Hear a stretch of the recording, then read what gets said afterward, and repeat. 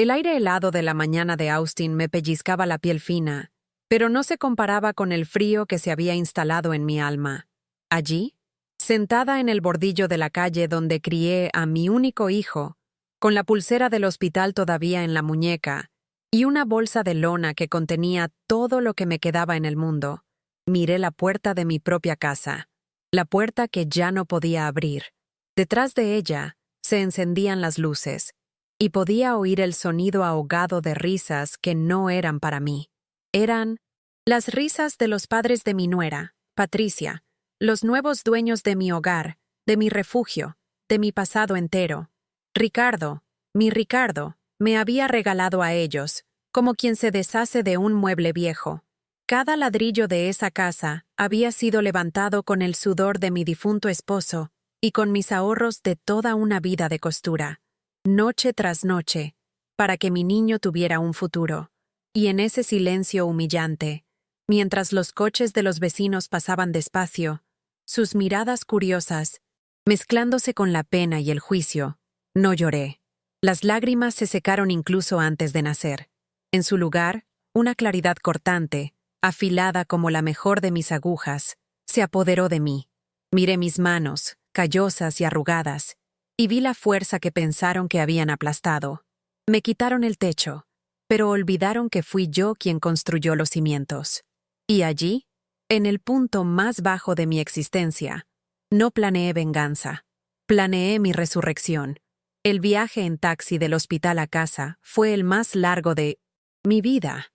Una mancha borrosa de robles y buzones que desfilaban por la ventana a un ritmo somnoliento, típico de las tardes de Austin. Cada metro recorrido era un paso lejos del olor a lejía y enfermedad, y un paso más cerca del aroma a lavanda que siempre dejaba en saquitos en mis cajones, del tacto familiar de mi viejo sofá de terciopelo, y sobre todo, de mi propio silencio, de mi propia paz. Mis manos, finas y manchadas por la edad, se aferraban al asa de la pequeña bolsa de lona en mi regazo, un tesoro que contenía un camisón gastado, un cepillo de dientes y una novela de bolsillo con las páginas amarillentas. Un mes entero. Un mes confinada en una cama que no era mía, mirando un techo con manchas que intentaba convertir en nubes y animales para no volverme loca. Ricardo me visitó solo 3 veces.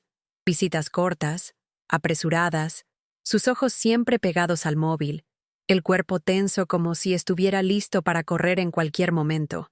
Decía que era el trabajo, que Patricia lo necesitaba para un evento social, que los negocios exigían cada átomo de su energía. Y yo, como siempre, le creía. O mejor dicho, elegía creer. Era más fácil tragarse la excusa del trabajo que la amarga verdad de que mi presencia, incluso en un estado de vulnerabilidad tan grande, era una molestia, una interrupción en la vida perfecta que él y su esposa habían construido. Lo perdonaba incluso antes de que me lo pidiera, una costumbre de madre que se niega a ver las grietas en la imagen, idealizada del hijo. Mientras el taxi giraba en mi calle, un calor familiar comenzó a extenderse por mi pecho. Allí estaba la casa de la señora Gable, con sus petunias moradas desbordando de las macetas, y la casa de los Henderson, con la vieja camioneta azul siempre aparcada torcida en la entrada del garaje. Y entonces, allí estaba mi casa, pequeña, modesta, pero era mi universo. El roble que mi difunto esposo plantó cuando nació Ricardo ahora ensombrecía todo el tejado, un guardián silencioso. Veía mi mecedora en el porche, esperándome. La añoranza era un dolor físico, una urgencia de sentir el suelo familiar bajo mis pies. Apenas podía esperar para regar mis helechos, oler mi propio café y dormir en mi cama, bajo la colcha de retazos que cosí a lo largo de décadas. Cada retazo, un recuerdo. Cada puntada, una oración silenciosa. Le pagué al conductor con los billetes arrugados que guardaba en un pequeño sobre, el dinero de la pensión que administraba con un cuidado casi sagrado. Me ayudó a salir, un gesto de amabilidad de un extraño que contrastaba dolorosamente con la ausencia de mi propio hijo. «Que tenga un buen día, señora», dijo, antes de marcharse y dejarme sola en el silencio de la tarde. Respiré hondo. El aire de Texas pesado y húmedo, y caminé lentamente por el pequeño sendero de piedra que llevaba a mi puerta. Cada paso era un esfuerzo, mis piernas aún débiles después de semanas de inactividad, pero mi corazón estaba ligero. Estaba en casa. Metí la mano en el bolso y saqué mi llavero, el mismo que usaba desde hacía más de 40 años, con un pequeño ángel de metal que Ricardo me regaló cuando tenía 7 años, comprado con su primera paga. El metal frío de la llave en mi mano era reconfortante. La encajé en la cerradura, un movimiento que había hecho millones de veces, esperando oír el clic familiar que me daría la bienvenida. Pero el clic no llegó. La llave no giraba. Fruncí el ceño, confundida. Lo intenté de nuevo, forzando un poco más, pero fue inútil. Era como intentar encajar una pieza de rompecabezas en el lugar equivocado. Un escalofrío recorrió mi espalda, a pesar del calor. Quizás la cerradura estaba atascada. O quizás, en la prisa por llevarme al hospital, Ricardo había echado algún cerrojo extra que yo no conocía. Miré al angelito del llavero. Su sonrisa metálica parecía burlarse de mí. La negación era una ola cálida y protectora. Todo tenía una explicación lógica. Llamé a la puerta, primero suavemente. ¿Ricardo? Soy yo. Mamá. El silencio fue la única respuesta. Llamé de nuevo, con más fuerza, el sonido resonando de forma extraña en la calle tranquila. Ricardo. Patricia. He vuelto. Comencé a caminar por el porche, asomándome por la ventana de la sala.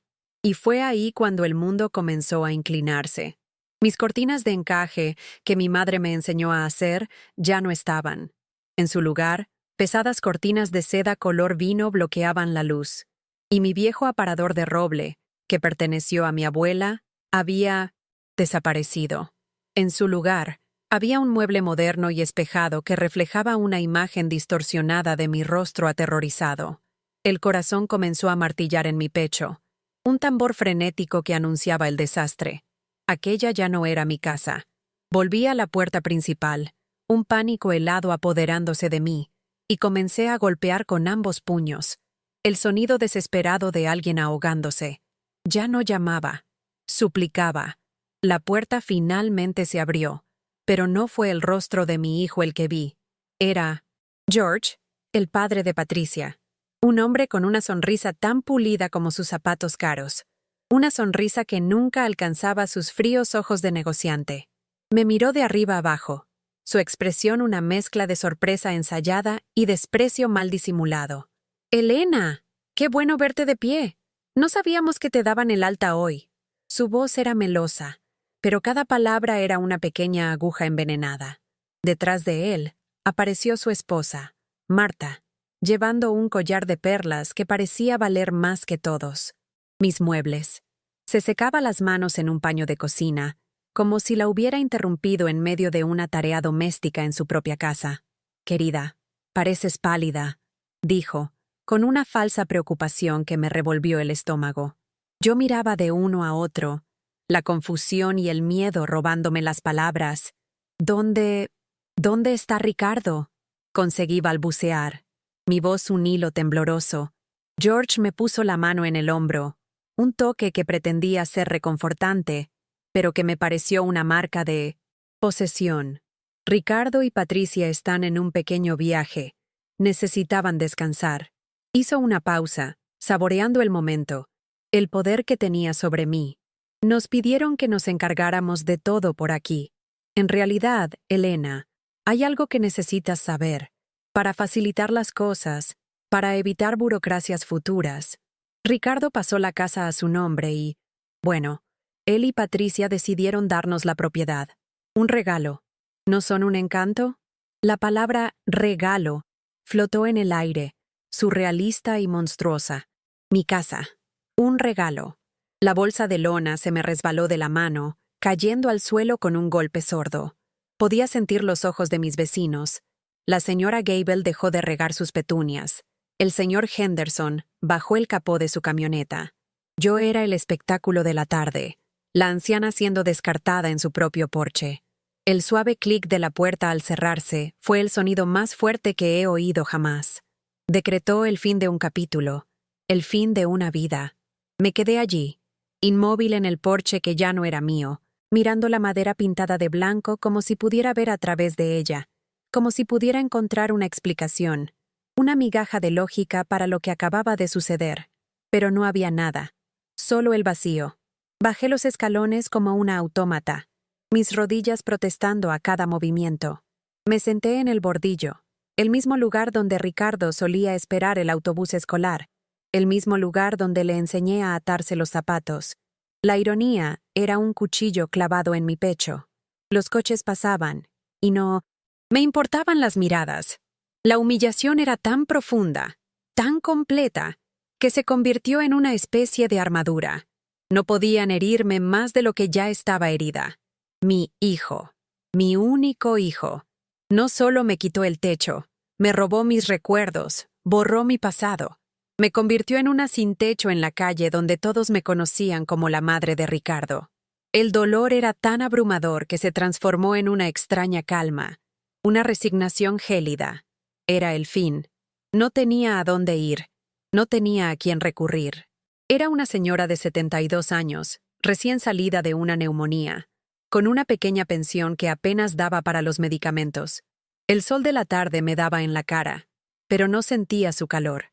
Estaba congelada por dentro. Cerré los ojos, deseando desaparecer, disolverme en el asfalto caliente. Fue entonces cuando una sombra me cubrió, bloqueando el sol. Abrí los ojos y vi un par de zapatos gastados y un vestido de flores. Miré hacia arriba y me encontré con los ojos amables de doña Lucía, mi vecina de Minham Sinterster. Enfrente, una mujer con la que solo intercambiaba saludos y comentarios sobre el tiempo. Sostenía un vaso de agua, la condensación resbalando por sus dedos. No dijo nada sobre la escena que seguramente presenció. Simplemente me tendió el vaso. ¿Elena? Su voz era suave, sin una pizca de lástima, solo pura y genuina preocupación. ¿Estás bien?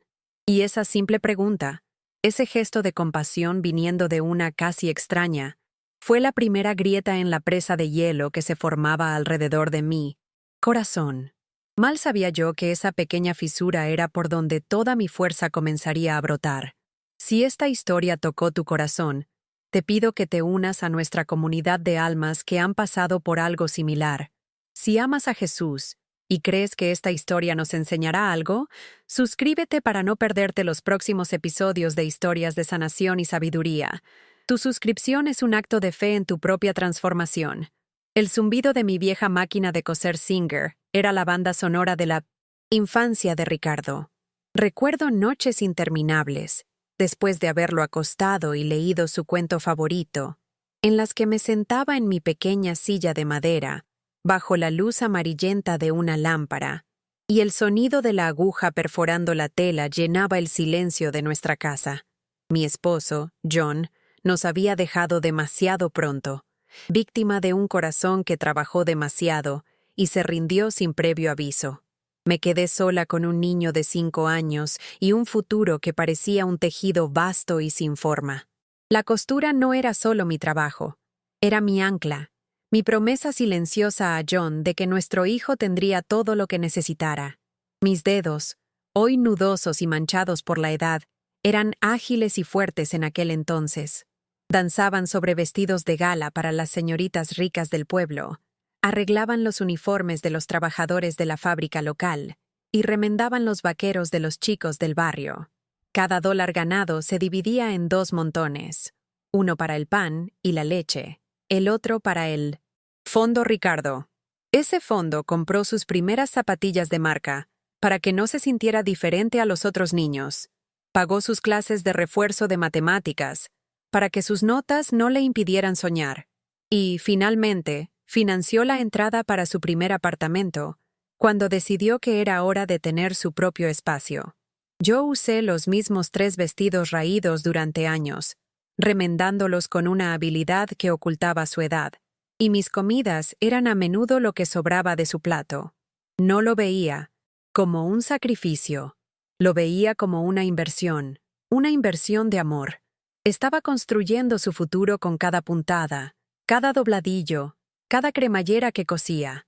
Imaginaba que cada prenda que salía de mis manos llevaba un poco de mi esperanza. y que, de alguna manera, el universo lo devolvería, asegurando que mi hijo creciera para ser un hombre bueno, agradecido y cariñoso.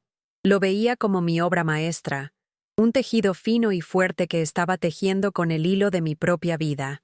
Ricardo conoció a Patricia durante su último año en la universidad comunitaria. La trajo a casa para una cena de domingo, y pasé 2 días preparándolo todo.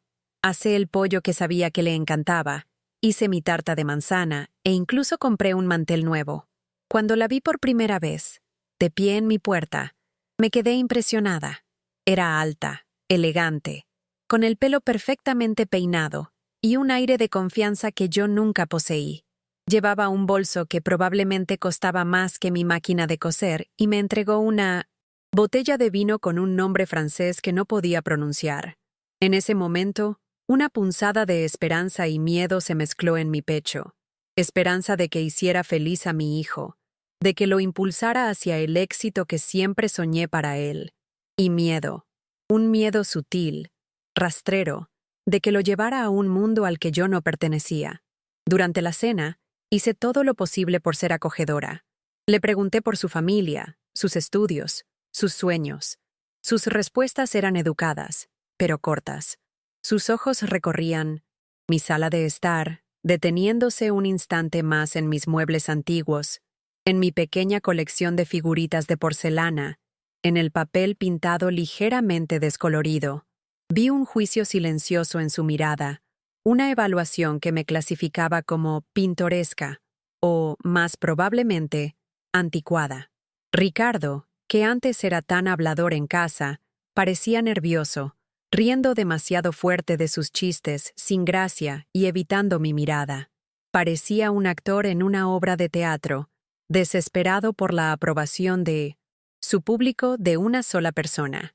Cuando le ofrecí a Patricia un trozo de mi tarta, sonrió una sonrisa que no llegó a sus ojos y dijo: «Oh, no. Gracias, Elena.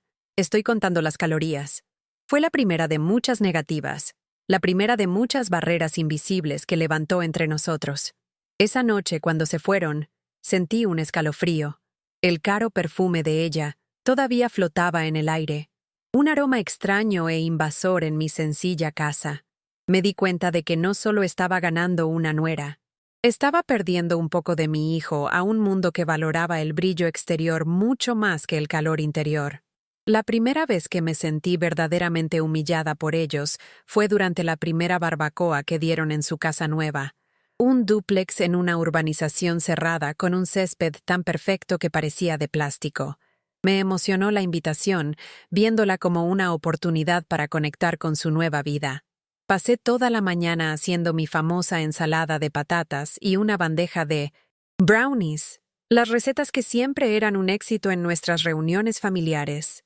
Cuando llegué, la casa estaba llena de gente guapa y bien vestida, todos sosteniendo copas de vino y hablando de la bolsa y de viajes a Europa. Me sentí inmediatamente fuera de lugar con mi vestido de flores y mis sandalias cómodas. Patricia me recibió en la puerta con un beso al aire, cerca de mi mejilla. «Elena, qué bien que viniste», dijo, con un entusiasmo forzado. Cogió las bandejas de mi mano. «Déjame guardar esto en la cocina». La seguí, esperando ayudar, pero rápidamente las colocó en un estante inferior de la nevera, detrás de cajas de salmón ahumado y quesos importados. Mi ensalada y mis brownies nunca vieron la luz del día. Más tarde, vi a una empresa de catering sirviendo canapés y postres que parecían pequeñas obras de arte. Me quedé cerca de la parrilla, donde Ricardo estaba ocupado, intentando hablar con él, pero siempre lo apartaba uno de sus nuevos e importantes amigos. En un 1900 momento, oí a una de las amigas de Patricia, una mujer rubia y esbelta, preguntarle, señalando discretamente en mi dirección: «Pat, ¿quién es esa señora junto a la parrilla?». Y la respuesta de Patricia fue una puñalada en mi corazón. «Ah, es solo la madre de Ricardo», dijo, con un tono de voz que la convertía en una nota a pie de página, una obligación social. Luego, se inclinó y susurró algo que no pude oír, y ambas se rieron. Yo era una carga, un mueble antiguo y embarazoso que no combinaba con la decoración nueva y moderna de sus vidas. Me quedé allí, sosteniendo un vaso de plástico con agua, y por primera vez me sentí invisible y al mismo tiempo demasiado expuesta. No pasó mucho tiempo antes de que la carga que yo representaba se volviera no solo social, sino también financiera, aunque de forma inversa. La explotación comenzó de manera sutil, casi inocente. Ricardo me llamó un día, su voz una mezcla de pánico y oportunidad. Necesitaba $5,000 para la entrada de un coche nuevo. El suyo, según él, estaba a punto de estropearse y no podía arriesgarse a perder ventas importantes. Es solo por unos meses, mamá. En cuanto cierre ese gran negocio, te devuelvo cada céntimo, con intereses, prometió, su voz cargada de la sinceridad, que sabía que me derretiría. Fui al banco esa misma tarde y retiré una parte considerable de los ahorros que había juntado para mi propia vejez, el dinero que debía ser mi colchón de seguridad para emergencias médicas. Me sentí bien, ayudándole. Me sentí necesaria, parte de su vida, de sus éxitos. Pero los meses pasaron, y el dinero nunca más se mencionó. 6 meses después, fue Patricia quien me llamó. Su voz era dulce como la miel. Querían hacer una pequeña reforma en la cocina, una oportunidad de inversión que aumentaría el valor de la casa. El contratista exigía un pago por adelantado, y estaban un poco justos ese mes. Eran solo $3,000. Una vez más, cedí. El patrón se estableció. Siempre había una crisis, una oportunidad imperdible, una factura inesperada, un viaje para hacer contactos en el Caribe, una cirugía estética para Patricia que el seguro no cubría, deudas de tarjeta de crédito que debían saldarse urgentemente. Cada petición venía envuelta en promesas y declaraciones de amor, y cada vez mi cuenta bancaria disminuía, mientras la vergüenza y el miedo crecían dentro de mí. No se lo contaba a nadie. ¿Cómo podría admitir que mi propio hijo, el niño al que le di todo, me estaba desangrando? ¿Hasta secarme? Me sentía cómplice de mi propia ruina, atrapada entre el amor incondicional de una madre y la terrible conciencia de que estaba siendo utilizada de forma cruel y sistemática. La humillación culminó de forma inolvidable en una cena de acción de gracias. Me invitaron por teléfono, la víspera, casi como una ocurrencia tardía. «Claro que te queremos aquí, mamá», dijo Ricardo, después de una larga pausa que sugería que la idea no había sido suya. Llegué a la hora acordada, trayendo una tarta de calabaza que yo misma horneé, el olor a canela y nuez moscada llenando mi pequeño coche. Su casa estaba hermosamente decorada, una escena de revista, con velas y arreglos florales por todas partes. Los padres de Patricia, George y Marta ya estaban allí, así como algunas otras parejas, todos riendo y bebiendo cócteles. Patricia me saludó con su gélida sonrisa de anfitriona y cogió la tarta. «Gracias, Elena. La pondré con los otros postres». Me llevaron a la sala de estar donde intenté socializar, pero las conversaciones eran sobre temas que no entendía. Nadie me hacía preguntas. Yo era una figura silenciosa en el rincón de la sala. Cuando llegó la hora de sentarse a cenar, Patricia comenzó a indicar los sitios. «George, tú te sientas en la cabecera. Marta, a mi lado». Recorrió la larga mesa de caoba, y mi corazón se hundió con cada nombre que se pronunciaba y no era el mío. Cuando todos estuvieron sentados, solo quedaba un sitio vacío en la mesa principal. Pero Patricia se volvió hacia mí con una expresión de falsa aflicción. «Elena, qué cabeza la mía. Me he confundido totalmente con los sitios. ¿Te importaría usar esa mesita de la esquina? Así estarás más cómoda, con más espacio». La mesita de la esquina era una pequeña mesa de bistró, apenas lo suficientemente grande para un plato y un vaso, colocada cerca de la puerta de la cocina, lejos del calor y la conversación de la mesa principal. Yo era una boca extra, literalmente separada de la familia. Ricardo estaba en el otro extremo de la mesa, cortando el pavo, y me lanzó una mirada rápida, una mezcla de culpa e impotencia, antes de concentrarse de nuevo en su tarea. Comí mi cena de acción de gracias sola, el sonido de los cubiertos y las risas de la otra mesa resonando en mis oídos. Cada bocado sabía a cenizas, En ese momento, ya no era la madre del anfitrión. Era una molestia, una extraña a la que se vieron obligados a alimentar por cortesía. El aislamiento de esa cena de acción de gracias se convirtió en un reflejo de mi vida diaria. Las llamadas de Ricardo, que antes habían sido diarias, se volvieron semanales, luego mensuales, y finalmente cesaron casi por completo. Era yo quien tenía que llamar, y cuando lo hacía, su voz siempre era distante, apresurada. «Mamá, no puedo hablar ahora. Estoy en medio de una reunión. Te llamo más tarde». El más tarde nunca llegaba. Si insistía, era la voz fría y cortante de Patricia la que respondía. «Elena está extremadamente ocupado. Su trabajo es muy estresante. No lo entenderías. Por favor, llama solo si es una emergencia de verdad». Mi soledad, mi deseo de oír la voz de mi hijo, aparentemente no calificaban como una emergencia. Los días se hicieron largos y silenciosos, marcados solo por el tic-tac del reloj de péndulo en la sala. La televisión se convirtió en mi única compañía, sus voces y risas enlatadas una débil imitación de una casa llena. El dolor del rechazo comenzó a manifestarse físicamente. La artritis. En mis manos se empeoró, convirtiendo la costura, mi antigua pasión, en una tarea dolorosa. Comencé a sentir una presión constante en el pecho, una falta de aire que los médicos decían que era ansiedad. Yo sabía que era el peso del abandono. Las paredes de mi casa, antes mi refugio, comenzaron a parecer una prisión. Cada objeto contenía un recuerdo de un tiempo más feliz, un recuerdo de un Ricardo que me sonreía, que me abrazaba, que me llamaba la mejor madre del mundo. Ahora, esos recuerdos eran como fantasmas que me atormentaban, burlándose de mi ingenuidad. Me estaba consumiendo, no por falta de comida o de refugio, sino por falta de amor, de propósito, de conexión. Me estaba convirtiendo en una cáscara vacía, y fue en ese estado de fragilidad física y emocional que la neumonía me encontró, un depredador que ataca al más débil del rebaño. La enfermedad que me llevó al hospital fue solo el síntoma visible de una dolencia mucho más profunda y antigua que ya se había apoderado de mi alma. Unas semanas antes de que enfermara, Ricardo apareció en mi puerta sin avisar, lo cual era raro. No vino con las manos vacías. Trajo un ramo de lirios, mis flores favoritas. Su sonrisa era amplia, sus abrazos, cálidos, y por un momento, la tonta esperanza floreció en mi pecho. Quizás me había echado de menos. Quizás quería reconectar. Nos sentamos en la cocina, y me habló de su trabajo. Elogió mi casa. Rememoró historias de la infancia.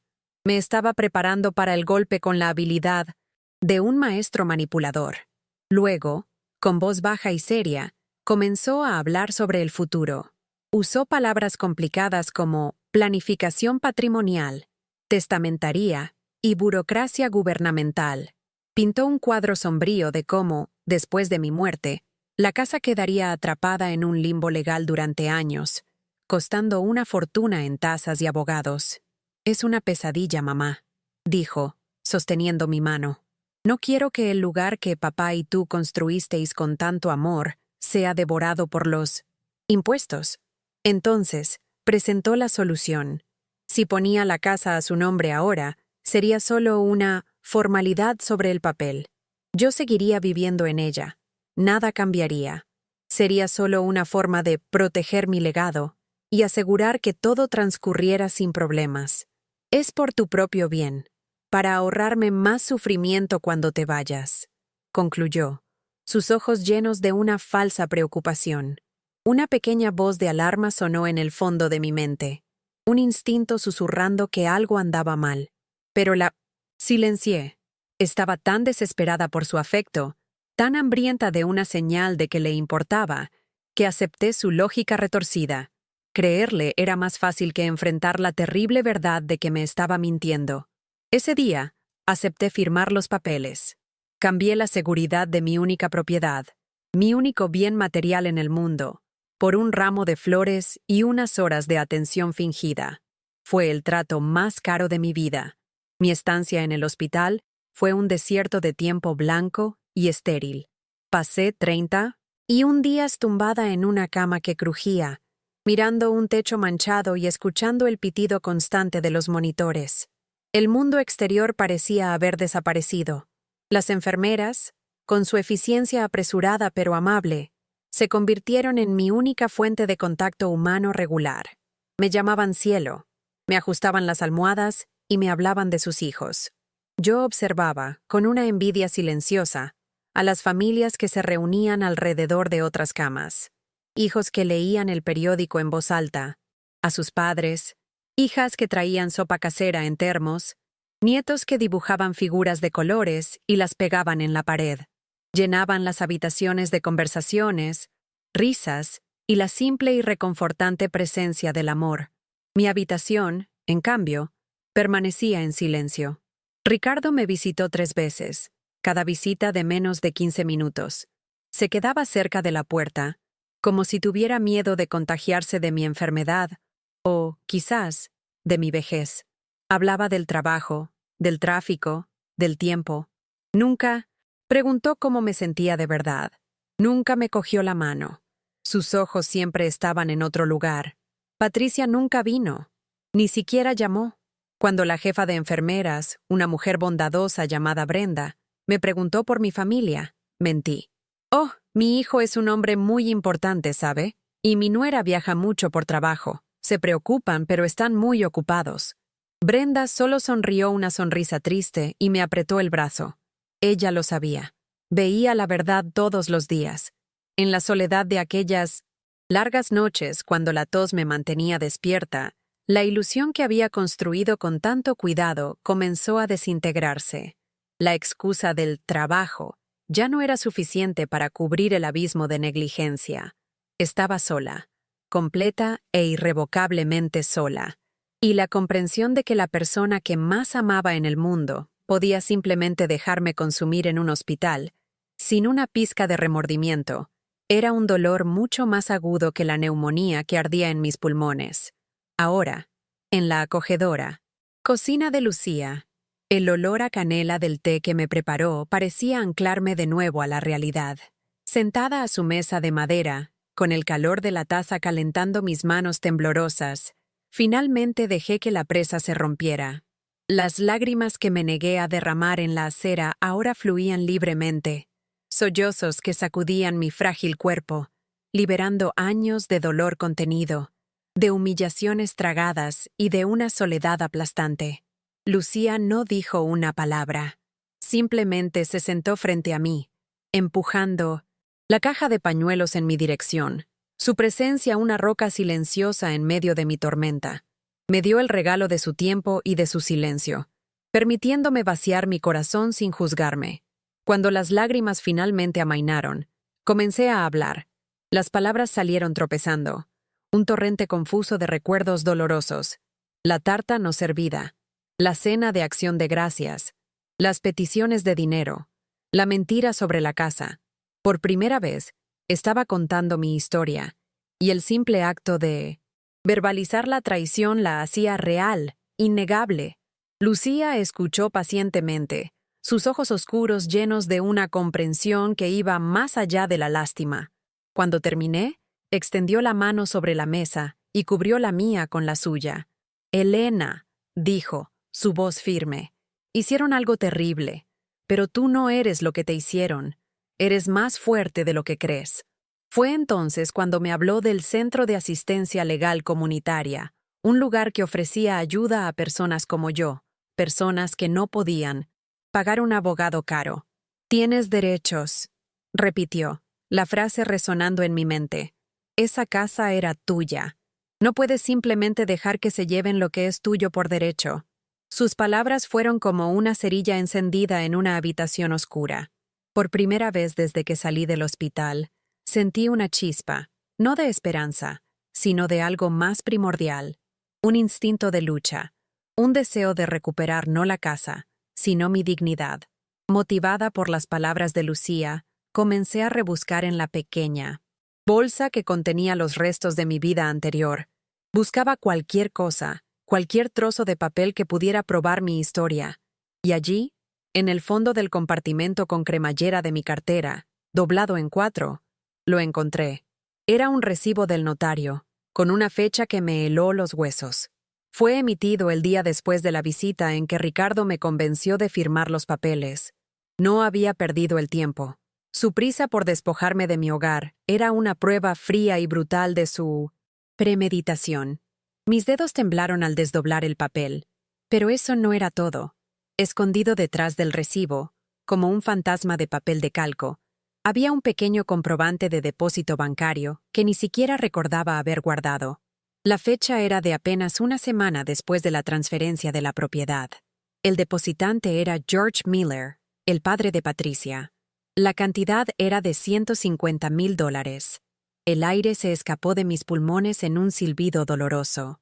A Lucía se le desencajó la mandíbula cuando miró por encima de mi hombro. La verdad me golpeó con la fuerza de un puñetazo físico. No fue un regalo. No fue para evitar burocracia. Fue una sórdida transacción comercial. Mi hijo vendió mi casa a mis espaldas. Vendió las paredes que lo vieron crecer. El jardín donde dio sus primeros pasos. El techo que lo cobijó. Me vendió a mí. Me liquidó como un activo no deseado. Cogió el dinero y me dejó para morir en un hospital. El dolor de la traición era tan intenso que se transformó en una ira fría y cristalina. El duelo por la pérdida del hijo que creía tener dio paso a una determinación de hierro. Ese pequeño trozo de papel en mis manos no era solo la prueba de un delito financiero. Era la prueba de mi cordura. Era la llave de mi liberación. Y en ese sobre de mentiras había una verdad que lo cambiaría absolutamente todo. La noche en casa de Lucía, tras el descubrimiento del depósito, fue la más silenciosa de mi vida. El shock inicial dio paso no a un arrebato de furia o a un mar de lágrimas, como podría haber esperado, sino a una calma profunda y gélida.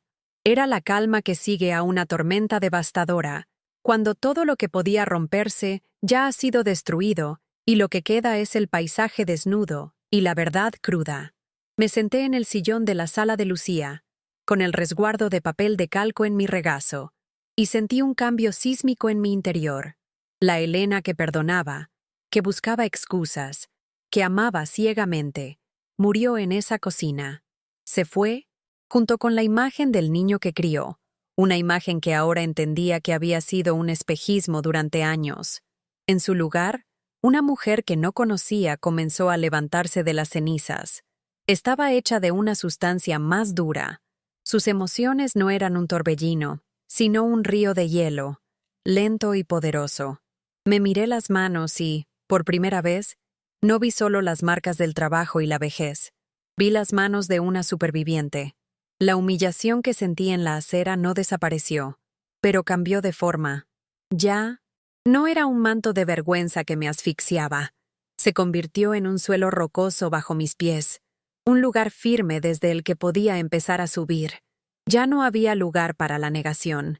La traición de Ricardo no fue un error, un momento de debilidad. Fue una serie de elecciones deliberadas, calculadas y crueles. Me tasó, me puso precio y me vendió. Y la aceptación de esa verdad, por brutal que fuera, fue liberadora. Ya no necesitaba su amor para validar mi existencia. Mi valor no estaba ligado a su aprobación. Por primera vez en décadas, quizás en toda mi vida, mi enfoque se volvió hacia adentro. ¿Qué quería yo? ¿Qué necesitaba? La respuesta llegó clara y sencilla. Justicia. No la venganza que destruye, sino la justicia que reconstruye. La justicia de que se reconozca la verdad. Me volví hacia Lucía, que me observaba con una sabiduría silenciosa. Y dije, con una voz que apenas reconocí como mía: mañana por la mañana, voy a ese centro de asistencia legal. No había vacilación. No había duda. Era el sonido de una decisión forjada en el fuego. El centro de asistencia legal estaba en un edificio antiguo en el centro de la ciudad, con suelos de linóleo gastados y olor a papel viejo y café fuerte. Estaba lleno de personas cuyos rostros contaban historias de lucha, y por primera vez en mucho tiempo no me sentí sola en mi desesperación. Me presentaron a David, un joven abogado con un traje ligeramente arrugado, gafas de montura gruesa y ojos que transmitían una seriedad y una compasión muy superiores a su edad. Me senté frente a su escritorio de metal, apilado de expedientes, y le conté mi historia. Hablar de los detalles más íntimos de mi dolor a un extraño fue como arrancar una tirita de una herida que aún no había cicatrizado. Mi voz falló varias veces, y la vergüenza de exponer cómo mi propio hijo me había engañado era un sabor amargo en la boca. Pero David no me interrumpió. Solo escuchaba, tomando notas en un bloc de notas amarillo, su mirada nunca vacilante. Cuando terminé, miró los papeles que había traído, el recibo del notario y el comprobante de depósito, y un brillo de justa indignación apareció en sus ojos. «Señora Rodríguez», dijo, su tono profesional pero reconfortante, «lo que hicieron no es solo moralmente reprobable, es fraude. Tenemos un caso muy sólido aquí». Su validación fue como un bálsamo. Me explicó el proceso, las cartas que se enviarían, la posibilidad de un acuerdo, la opción de ir a juicio. Fue honesto sobre las dificultades. Sería un proceso estresante y largo. Y tenía razón. La primera carta del abogado de Ricardo llegó una semana después. Era un documento frío y brutal, que me acusaba de inestabilidad mental e ingratitud. Afirmaba que el dinero de George Miller era un préstamo personal a Ricardo y no tenía nada que ver con la casa, que la transferencia de la propiedad fue un acto de amor y protección, que yo, en mi estado senil, estaba ahora distorsionando maliciosamente. Cada palabra era una puñalada, un intento de desacreditarme, de pintarme como una vieja loca y codiciosa. Patricia y Ricardo no solo me combatían legalmente, intentaban aniquilar mi credibilidad y mi cordura. La batalla que siguió se libró en dos frentes, uno en los silenciosos pasillos de los despachos de abogados y otro, mucho más ruidoso, en las calles de mi propio barrio. Las mentiras que el abogado de Ricardo escribió en la carta oficial pronto se extendieron por el vecindario, susurradas sobre las vallas de los jardines y en las colas del supermercado.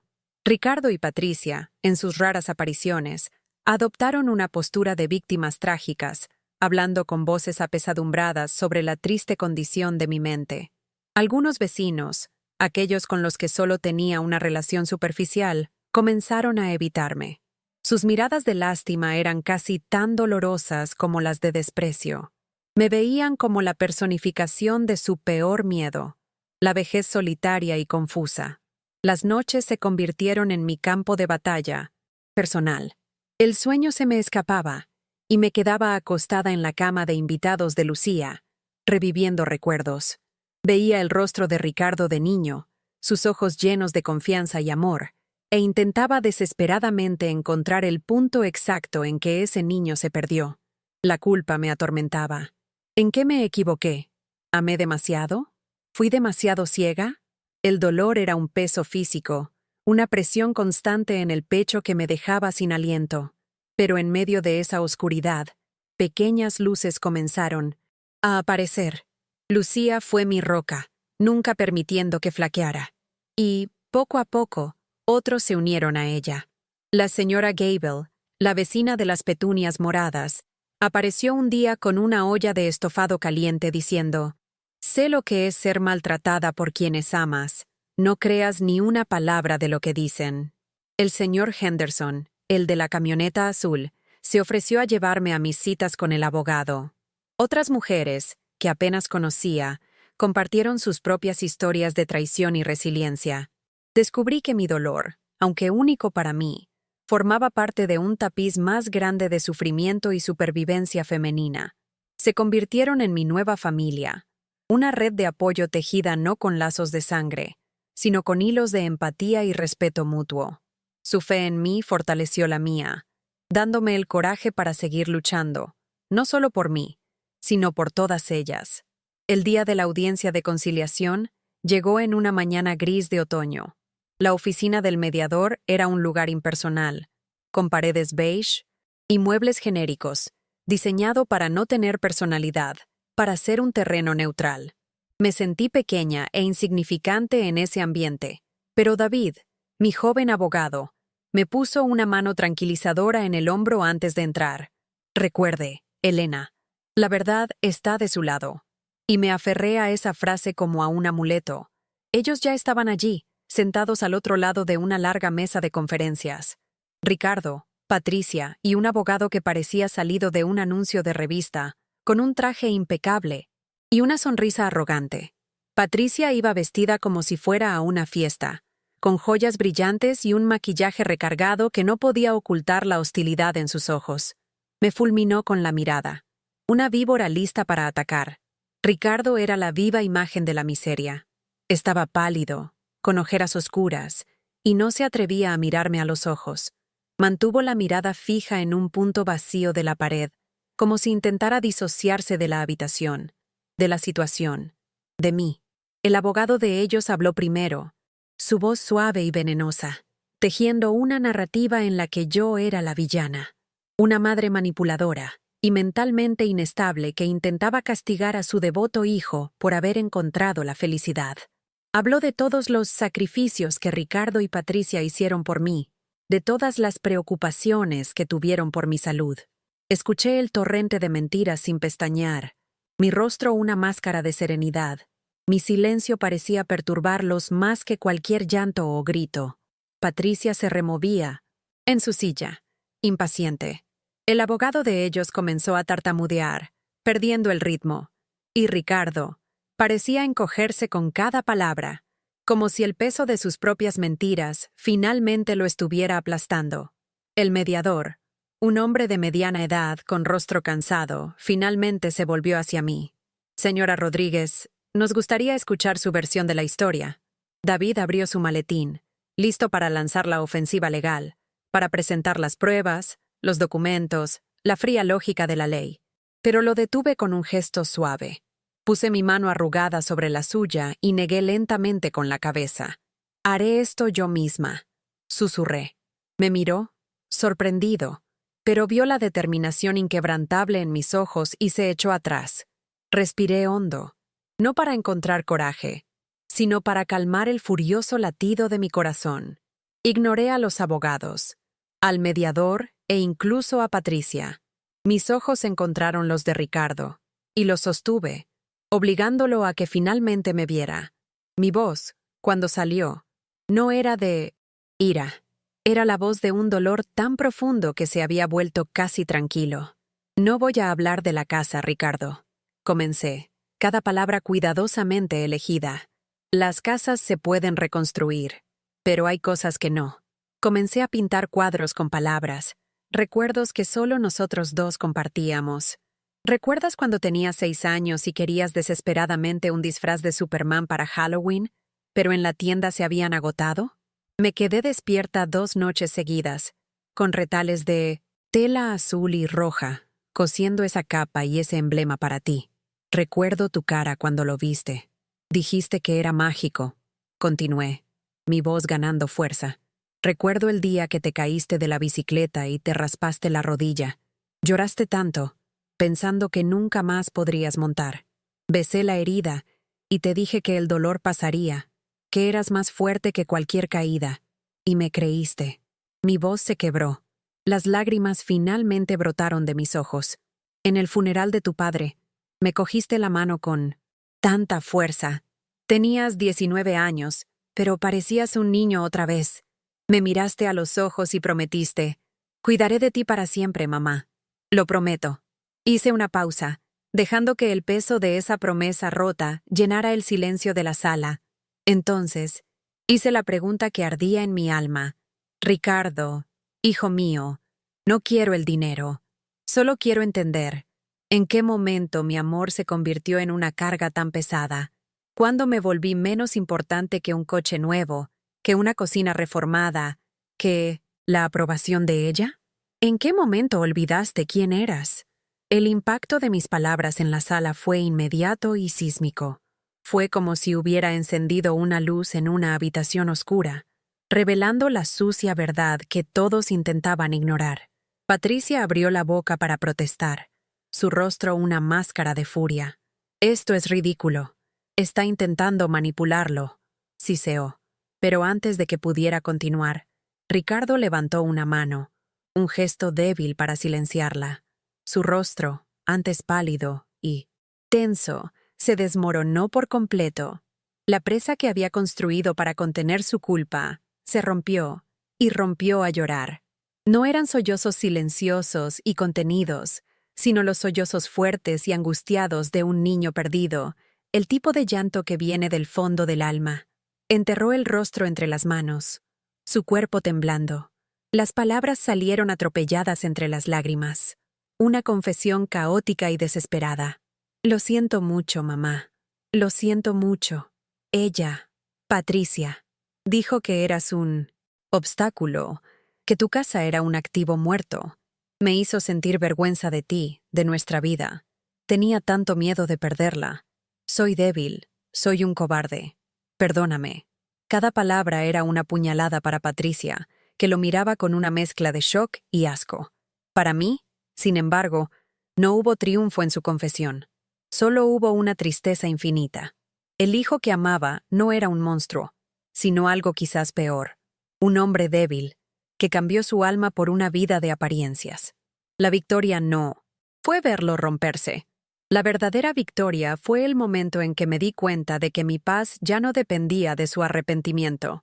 El mediador, claramente afectado, carraspeó y sugirió una pausa.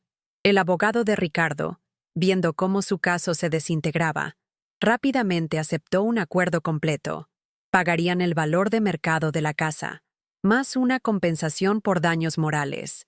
Ricardo, todavía sollozando, asintió afirmativamente a todo. Parecía que la batalla había terminado. Pero me levanté, mi silla arrastrándose por el suelo. David me miró confundido. Todos los ojos se volvieron hacia mí. Miré a mi hijo, una figura rota al otro lado de la mesa, y luego al mediador. Mi voz era tranquila, pero resonaba con una autoridad recién descubierta. Eso no es suficiente, dije. Tengo una condición más. El silencio en la sala de mediación era tan denso que parecía tener peso y forma. Todos me miraban fijamente, esperando una exigencia financiera, una cláusula legal compleja. Patricia tenía un brillo de desprecio en los ojos, como diciendo, ahí viene, la vieja codiciosa va a pedir más. Ricardo solo me miraba, con el rostro manchado de lágrimas, la expresión de un hombre resignado a su castigo. Mi voz, cuando hablé, estaba desprovista de toda emoción. Era la voz de la pura y simple consecuencia. El dinero del acuerdo es lo que dicta la ley. Es el precio de la casa que me robasteis. Mi condición no tiene que ver con el dinero. Hice una pausa, dejando que el peso de mi siguiente declaración se asentara incluso antes de ser dicha. Miré directamente a Ricardo. Quiero que tú personalmente vayas a esa casa. Quiero que bajes al sótano, donde sé que Patricia mandó tirar mis cosas, y quiero que empaquetes cada una de las cajas. Quiero que toques cada fotografía, cada trozo de tela, cada libro que leí. Quiero que sientas el peso de la vida que intentaste borrar. Continué, mi voz firme como el acero. Luego, quiero que tú mismo me traigas esas cajas.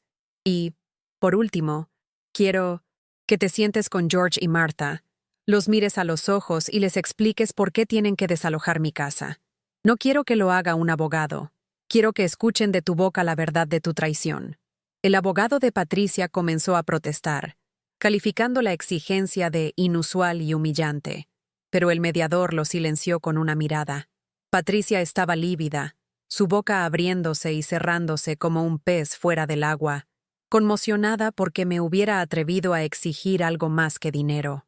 Pero Ricardo, para mi sorpresa, solo asintió lentamente, las lágrimas corriendo silenciosamente por su rostro.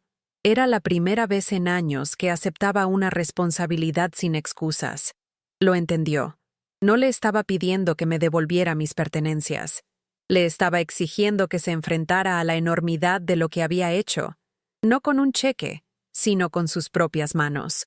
Lo estaba obligando a desenterrar a la madre que intentó sepultar viva. La audiencia de conciliación no solo destruyó la fachada de Ricardo, implosionó los cimientos de su matrimonio. La noticia de lo que ocurrió en esa sala se extendió como la pólvora, como siempre ocurre en las comunidades pequeñas. Lucía me contaba lo que oía, no con el placer del chisme, sino con la solidaridad de quien entiende la dinámica del poder y la vergüenza. Patricia no soportó la humillación. Para ella, el mayor pecado de Ricardo no fue la crueldad con su madre, sino la debilidad de haber sido expuesto. Un hombre que llora, que confiesa, que se desmorona en público, no encajaba en la imagen de éxito y poder que tanto se había esforzado por proyectar. Su mundo estaba construido sobre la apariencia de fuerza, y la capitulación de Ricardo fue una traición a ese pacto. Decían que su pelea esa noche se oyó en todo el vecindario. Gritos, objetos rompiéndose, acusaciones venenosas. Lo llamó fracasado, niñito de mamá, una vergüenza. 2 semanas después, un camión de mudanzas se detuvo frente a la casa que un día fue mía. Pero no fue para llevarse los muebles de George y Martha. Fue para llevarse las pertenencias de Patricia. Lo dejó. Se llevó el coche caro, las joyas, las cuentas bancarias conjuntas que consiguió vaciar. Dejó atrás a un hombre roto, una casa vacía llena de ecos y el desprecio de una comunidad que ahora conocía la verdad. No sentí alegría al saber esto. Sentí un vacío profundo y triste. Su imperio, que parecía tan sólido y brillante, era solo una cáscara hueca, y bastó un soplo de la verdad para que todo se convirtiera en polvo. No fueron destruidos por un plan de venganza mío, fueron consumidos por su propia podredumbre. La consecuencia de sus actos no fue un castigo que yo impuse, sino el resultado natural e inevitable de una vida construida sobre la mentira y la crueldad. Aproximadamente un mes después, un Ricardo visiblemente más delgado y envejecido llamó a la puerta de Lucía. No llegó en su coche de lujo, sino en una camioneta alquilada, sucia de polvo. La arrogancia había desaparecido de su postura. Ahora se encorvaba bajo el peso de un cansancio que parecía venir del alma. Había cumplido su promesa. Descargó, una por una, más de una docena de cajas de cartón, todas marcadas con su caligrafía vacilante. Cosas de mamá. Las apiló en el porche de Lucía, y cada caja que dejaba en el suelo parecía arrancarle un trozo de sí mismo. Cuando terminó, se volvió hacia mí, con los ojos rojos e hinchados. Me tendió un llavero, mi llavero, con el angelito de metal. La casa está vacía. Sus padres se han ido. Yo lo limpié todo. Es tuya de nuevo, mamá. Por favor, vuelve a casa. El olor a naftalina y polvo emanaba de las cajas, el olor de mi pasado empaquetado. Miré las llaves en su mano temblorosa, el pequeño ángel de metal mirándome. Por un momento, sentí la tentación, la atracción familiar de ese lugar, pero entonces, miré el rostro de mi hijo y las cajas, y vi la escena por lo que era, un intento de retroceder en el tiempo, de borrar lo que se había hecho. Y supe, con absoluta certeza, que era imposible. Le quité las llaves de la mano, mis dedos rozando los suyos, y luego se las puse de nuevo en su palma y cerré sus dedos sobre ellas. No puedo, Ricardo, dije, mi voz suave pero inquebrantable. Esa casa está manchada. Cada habitación guarda el recuerdo de mi humillación. Cada ventana da a la calle donde fui expuesta. Un hogar es un lugar de seguridad, y nunca más me sentiría segura allí. Puedes quedarte con la casa. Véndela. Haz lo que quieras. Pero ya no es mi hogar. Ver la comprensión y el dolor final en sus ojos fue la despedida que nunca tuvimos. En ese momento, no solo estaba rechazando una propiedad, me estaba liberando de la última cadena que me ataba a una vida de dolor. Me estaba eligiendo a mí misma. El dinero del acuerdo judicial, cuando finalmente llegó, se sentía extraño en mi cuenta bancaria. Era un número con muchos ceros, un número que representaba la suma total de mi sufrimiento. Lucía y mis nuevas amigas me ayudaron a no sentirme abrumada por él. Me llevaron a ver apartamentos en un barrio tranquilo, cerca de un parque y una biblioteca. Encontré un lugar en el segundo piso de un pequeño edificio, con una gran ventana en la sala que inundaba el espacio con la luz de la mañana y un balcón lo suficientemente grande para 3 macetas de geranios. Tenía menos de la mitad del tamaño de mi antigua casa. pero parecía infinitamente más grande en posibilidades. Los primeros días fueron una mezcla de alegría y extrañeza. El olor a pintura fresca era el perfume de un nuevo comienzo. Desempacar mis cajas fue un ritual agridulce. Lloré al redescubrir las fotos de mi boda y los primeros dibujos de Ricardo, pero, en lugar de guardarlos como reliquias de un pasado doloroso, los puse en marcos nuevos, integrándolos en mi nueva vida, no como anclas, sino como recordatorios de la distancia que había recorrido. Compré muebles nuevos y sencillos, un sillón cómodo para leer, una mesa de cocina donde podría recibir a mis amigas para tomar un café. Y, lo más importante, compré la mejor máquina de coser que el dinero podía comprar. Sentarme frente a ella por primera vez, sentir el suave motor bajo mi control, fue como reencontrarme con una parte perdida de mí misma. En ese pequeño apartamento, rodeada de la luz del sol y el zumbido de mi nueva máquina, no solo estaba construyendo un nuevo lugar para vivir, estaba, puntada a puntada, recomponiendo mi alma. La tranquilidad de mi nuevo apartamento era curativa, pero después de unas semanas, la quietud comenzó a parecerse a la vieja soledad. Tenía a mis amigas, pero necesitaba un propósito, algo para llenar los largos días. La idea surgió durante un café con Lucía. Tenía una habilidad que había pasado toda mi vida perfeccionando. Tenía el conocimiento de una artesana y el corazón de una maestra. Y, por primera vez en mi vida, tenía los recursos para convertir esa idea en realidad. Después de semanas de investigación y planificación, con David ayudándome con el papeleo y Lucía ayudándome a buscar locales, lo encontré. Era una pequeña tienda abandonada, con el escaparate polvoriento, a pocas manzanas del centro comunitario. El alquiler era razonable, y el espacio, aunque necesitaba mucho trabajo, tenía potencial. Usé una parte del dinero del acuerdo para asegurar el alquiler del primer año y para comprar lo básico. Me sumergí en el proyecto con una energía que no sentía desde hacía años. Pinté las paredes de un amarillo alegre. Lijé el suelo de madera hasta que brilló de nuevo y busqué en tiendas de segunda mano mesas de trabajo y sillas resistentes. Compré otras 5 máquinas de coser usadas pero robustas, y las limpié y engrasé hasta que funcionaron perfectamente. Finalmente, pinté a mano un simple letrero de madera, con letras un poco torcidas pero llenas de orgullo. Taller de costura de Elena. No era un negocio diseñado para hacerme rica. Era un refugio. Un lugar donde las manos podían estar ocupadas mientras los corazones sanaban. Un lugar para crear. No solo ropa, sino comunidad. Un lugar que, esperaba, se convertiría en un hogar para otros, así como se estaba convirtiendo para mí.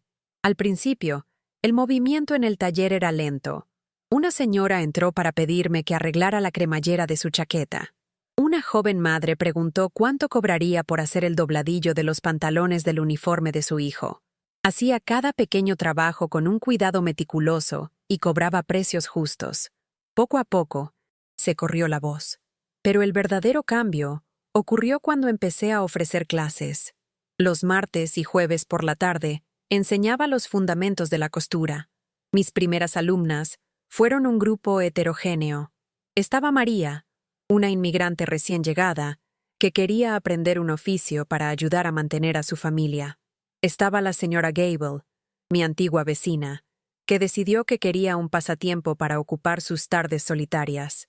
Y estaba Chloe, una adolescente callada que sufría acoso en la escuela y encontró en la creación de su propia ropa una forma de expresar su identidad. El sonido que pronto llenó el taller no era solo el zumbido de las máquinas de coser, era el sonido de conversaciones, de risas, de mujeres compartiendo sus historias, sus miedos y sus triunfos. Hablaban de hijos difíciles, maridos ausentes, problemas financieros y sueños aplazados. El taller se convirtió en un santuario, un lugar seguro donde la tela que cortábamos y cosíamos era la metáfora de las vidas que estábamos tratando de remendar y rediseñar. Ya no era solo una costurera, era una confidente, una mentora, una abuela para la adolescente que no tenía una madre para la joven que estaba lejos de casa. Me llamaban Doña Elena, y con cada puntada que enseñaba, cada consejo que daba, sentía que el agujero en mi propio corazón se llenaba, no con el amor perdido de un hijo, sino con el amor abundante y recíproco de una familia que yo misma elegí y construí. Una noche, me quedé hasta tarde en 1900. El taller, terminando un vestido de bautizo para la nieta de una de mis alumnas. La calle afuera estaba silenciosa, y la única luz provenía de mi lámpara, iluminando la tela de satén blanco bajo la aguja. Me detuve por un momento y miré a mi alrededor. Las paredes amarillas estaban ahora cubiertas de muestras de tela, tablas de medidas y fotos de mis alumnas con sus creaciones. Maniquíes exhibían los proyectos en curso, como centinelas silenciosos de un trabajo hecho con amor. La sala olía a tela nueva, aceite de máquina y café. El suave zumbido de mi máquina era una melodía de paz y productividad. Una abrumadora sensación de satisfacción me envolvió. Esta era mi riqueza. No estaba en una escritura de una casa o en una cuenta bancaria. Estaba en el propósito que sentía en mis manos, en la comunidad que florecía dentro de esas 4 paredes, en la dignidad de construir algo hermoso y útil de la nada. La casa en la que viví durante 40 años, la casa que pensé que era la definición de hogar, era solo un edificio. Contenía recuerdos, sí, pero también contenía el dolor de la negligencia y el fantasma de la traición. El verdadero hogar, me di cuenta, no es un lugar donde vives. Es un lugar donde te ven, donde te valoran, donde tu presencia importa. Y allí, en ese pequeño taller, rodeada de hilos y telas, me veían, me valoraban, importaba. Había construido, con mis propias manos callosas, no solo un negocio, sino un refugio. Finalmente, estaba en casa. Estaba cerrando la puerta del taller, la campanilla sonando suavemente con el movimiento, cuando lo vi. Al otro lado de la calle, parcialmente oculto por las sombras de un toldo, estaba Ricardo. No era la primera vez. En los últimos meses, aparecía de vez en cuando, siempre a distancia, siempre en silencio. Parecía un espectro, una versión desvaída del hombre seguro de sí mismo que fue un día. No se acercaba, no intentaba hablar, solo observaba. No sabía si era por remordimiento, curiosidad o alguna forma retorcida de penitencia. Al principio, su presencia me perturbaba, un recordatorio no deseado del pasado. Pero esa noche, al verlo allí, tan perdido y solo, no sentí ira, no sentí lástima, no sentí casi nada. Era como una fotografía antigua de alguien a quien conocí hace mucho tiempo. La conexión emocional, la cuerda que me ataba a él con amor y dolor, finalmente se había cortado. Ya no tenía poder sobre mi paz. No necesitaba su perdón para sentirme completa, ni su sufrimiento para sentirme justificada. Mi vida estaba aquí, a este lado de la calle, en la luz de mi taller, llena de propósito y de gente que me respetaba. Su vida estaba allá, en las sombras que él mismo creó. Solía pensar que el mayor dolor era un hijo que abandona a su madre. Hoy sé que la mayor libertad es una madre que, finalmente, se libera del dolor de un hijo. Hoy, no tengo el lujo que ellos tanto buscaban, pero tengo respeto. Y eso, ya nadie me lo puede quitar. Pasaron 2 años como el suave deslizamiento de una tela bajo la aguja de la máquina. El taller de costura de Elena dejó de ser solo un nombre en un letrero de madera para convertirse en el corazón palpitante de una pequeña parte de la ciudad. El espacio, antes vacío y silencioso, ahora vibra con el zumbido constante de una docena de máquinas, con el sonido de tijeras cortando patrones y, lo más importante, con las voces y risas de mi nueva familia. Mis alumnas se convirtieron en mis hijas y nietas de corazón, y juntas, transformamos el taller en una pequeña cooperativa. Ahora producimos vestidos para tiendas locales, arreglamos los uniformes del equipo de béisbol del barrio y, una vez al mes, hacemos colchas para donar al refugio de mujeres.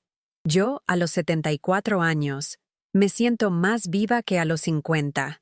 La artritis todavía se queja en las mañanas frías, pero mis manos han encontrado un propósito que la trasciende. Fue en una de esas tardes ajetreadas, mientras ayudaba a la joven Chloe a diseñar un patrón para su vestido de graduación, cuando sonó la campanilla de la puerta y un silencio repentino cayó sobre la sala. Parado en la entrada, vacilante, como si necesitara permiso para respirar el aire de ese lugar, estaba Ricardo. Estaba diferente. El traje caro había sido reemplazado por unos vaqueros sencillos y una camisa de algodón. Tenía algunas canas en las sienes y las líneas de preocupación en su rostro parecían haberse profundizado, pero sus ojos, por primera vez en mucho tiempo, eran claros y directos. Sostenía una pequeña maceta con una única orquídea blanca. Caminó lentamente hacia mí, su mirada pasando por las mujeres que lo observaban con una desconfianza protectora. Se detuvo frente a mí y me tendió la flor.